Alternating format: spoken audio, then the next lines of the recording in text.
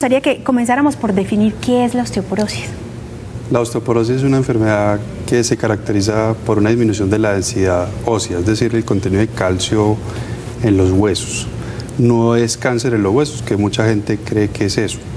Y tiene múltiples causas, como vamos a ver a través del programa. La densidad significa que el hueso, digamos, está gordito, o por ponerlo en términos así bien coloquiales, y se va disminuyendo, se va volviendo más pequeñito. ¿Esa es la idea? Sí, se va debilitando, se va adelgazando el contenido interno del hueso, la microarquitectura. Sí. Los filamentos óseos se van adelgazando. Entonces, a medida que se va debilitando más, el hueso se vuelve más susceptible a fracturarse. Bueno, doctor Sánchez, ¿por qué pasa esto? Realmente es muy importante que a través de la vida uno va formando su masa ósea y llega uno debe tener un pico de masa ósea, la máxima producción de masa ósea alrededor de los 20 o 30 años. Generalmente en la niñez y principalmente en la adolescencia es cuando más masa ósea se forma.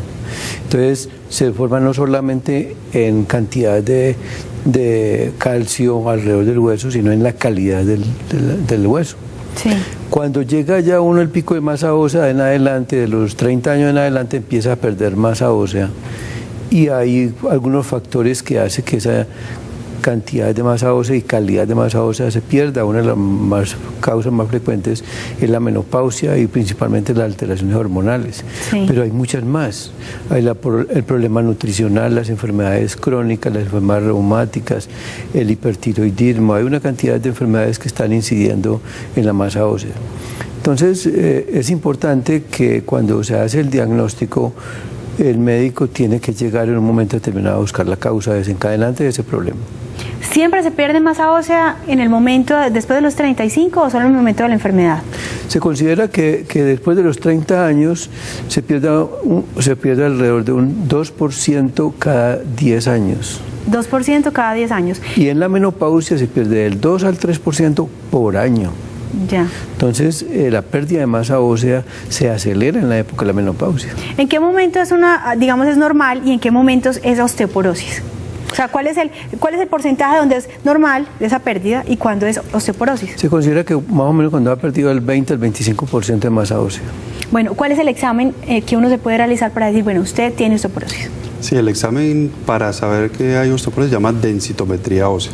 Como la palabra lo dice, mide la densidad mineral ósea. Sí. Entonces, como el doctor Sánchez lo dice, de acuerdo al porcentaje de pérdida que tiene el paciente, se clasifica en una densidad ósea normal, osteopenia u osteoporosis.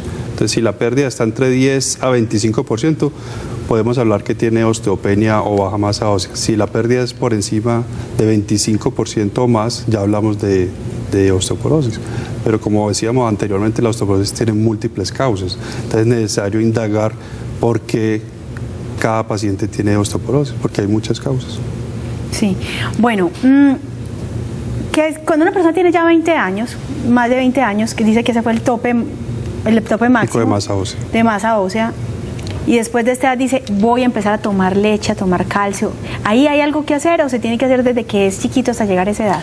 Yo creo que nosotros estamos hablando más para el público y yo creo que es muy importante decirle a las madres de familia que esa estructura, esa arquitectura de la masa ósea se forma en la niñez y en la adolescencia. Entonces, yo creo que ya llegar, ahí decían al principio del programa, que es una enfermedad pediátrica con consecuencias geriátricas. Con consecuencias en la vejez. Sí. Entonces, es decir, si yo alimento mal a mis hijos, si yo no le hago actividad física, si no tengo buena ingesta de calcio y vitamina D, si no le expongo al sol, si no evito todas las enfermedades crónicas, esa enfermedad que aparece en la adolescencia va a tener efectos en la vida adulta. Sí. Lo mismo ocurre con todas las enfermedades. La misma hipertensión puede llegar a un momento determinado a tener factores de riesgo desde la niñez y de la adolescencia. Según estudios realizados en el CIC y en otras entidades de investigación en Antioquia, la osteoporosis es más frecuente en mujeres que en hombres, pero estas estadísticas pueden cambiar. Se ha ido demostrando en la práctica que esta enfermedad también afecta a los hombres, solo que a ellos no se les han realizado suficientes estudios, pues se creía que la osteoporosis solo afectaba a mujeres mayores de 50 años que entran en la menopausia y crean menos estrógenos, que son los que ayudan a la formación del hueso. La osteoporosis es un enemigo silencioso del hombre que va alterando la formación del hueso. Esto va sucediendo en el transcurso de la vida, pero realmente la osteoporosis es una deficiencia de masa ósea en el hueso. Pasan muchos años sin que las personas perciban que tienen osteoporosis y por una fractura es que nos damos cuenta que tienen osteoporosis. Otros síntomas que a veces se presentan, pero ya cuando la enfermedad está muy instaurada, es el dolor de espalda, porque van haciendo pequeñas fracturas en las vértebras y eso causa mucho dolor muscular. Es importante la detección temprana de la enfermedad para lograr un mejor tratamiento y evitar las fracturas, que son lo más preocupante. Las más frecuentes son las vertebrales, las de cadera y la de antebrazo. Podemos tener pacientes que no saben que tienen una fractura vertebral y en un examen encontrarle la fractura vertebral. Eso se llama una fractura subclínica o asintomática. La situación mía es como una etapa previa a la osteoporosis, pero muy cercana a la osteoporosis, que se denomina la osteopenia.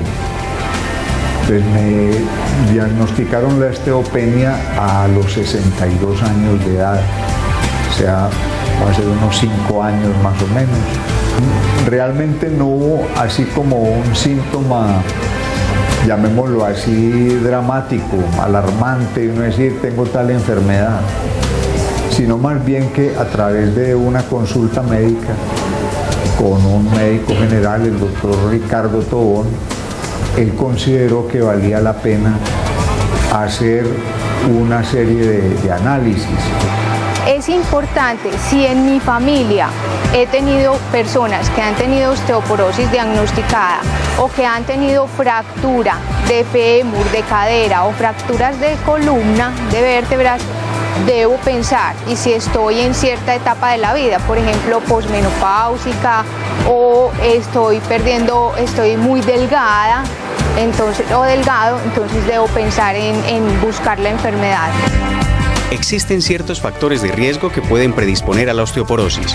Personas que toman medicamentos para la artritis, para el asma, las convulsiones o anticoagulantes. La recomendación no es suspender los medicamentos, sino realizar los exámenes pertinentes para saber si tiene osteoporosis. Hay unas pruebas que se llaman pruebas de tamizaje. Las utilizan en el talón. Es un examencito que se hace en talón, se llama ultrasonido de calcáneo. Hay otros que son en el antebrazo y se hacen masivamente. La densitometría es un examen ya más complejo donde hay que acostar al paciente en una mesa y se hace un barrido en columna lumbar y en cadera especialmente, a veces cuerpo total y antebrazo, para mirar, acorde con unos parámetros internacionales, si está con osteoporosis o no. Hay otros exámenes que llamamos marcadores bioquímicos. Esos marcadores son pruebas en sangre y en orina que nos van a mostrar si el paciente está teniendo mucha reabsorción o deficiencia de formación.